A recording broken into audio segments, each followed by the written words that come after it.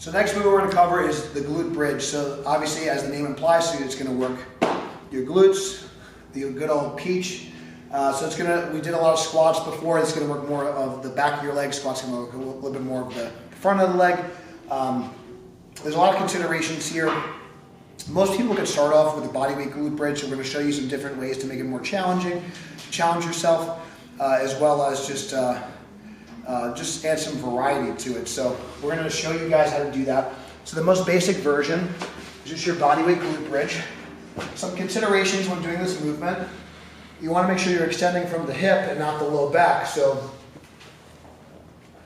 it's hard for me to do it wrong, but if I really try to overextend and arch, and you feel like your rib cage is flaring, that's going to be more lower back extension. You want to focus on the hips. I actually like to tuck my chin a little bit when I finish and really try to keep my ribs down as I extend.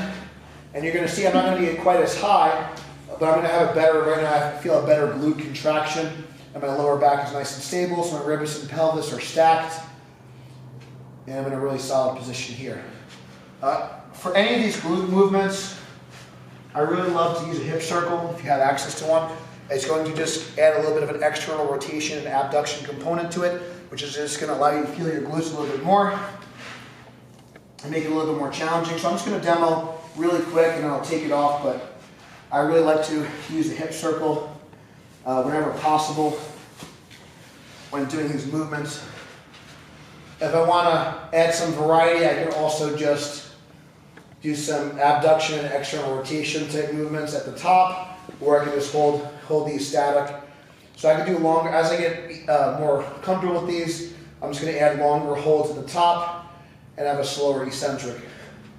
For most people, that's going to be pretty easy for like even sets of 20, and to make it start to progress the range of motion by adding some elevation to the back. Starting out with a small elevation. So something like your couch, a pillow, a chair, these could all be things that you could use. And as you can see, I'm going to tuck my chin, keep my ribs and pelvis down as I extend my hips.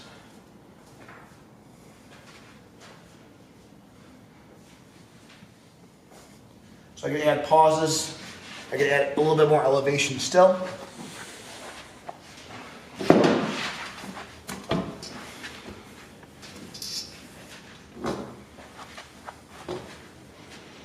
Five, four, three, two, one. 5, 4, 3, 2, 1. From there, a couple other options besides the hip circle.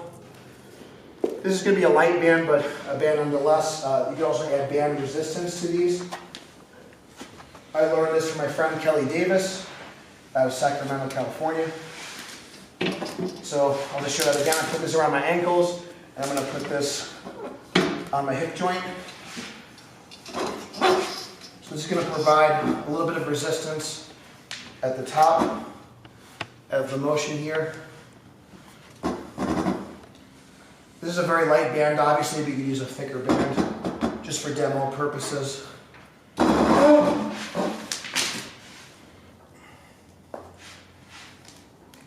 From there, we'll do what's called a glute bridge march and then eventually progress into a single leg version.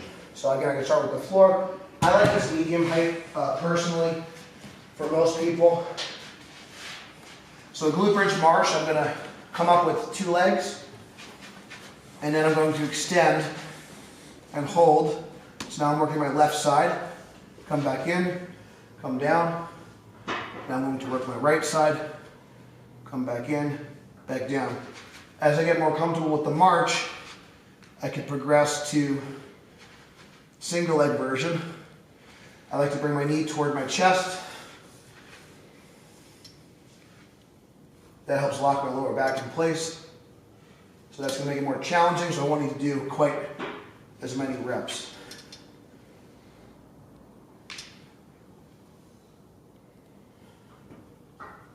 And again, I can add longer pauses and tempo to these drills to make them a little more challenging. And that's how we do the bodyweight glute bridge.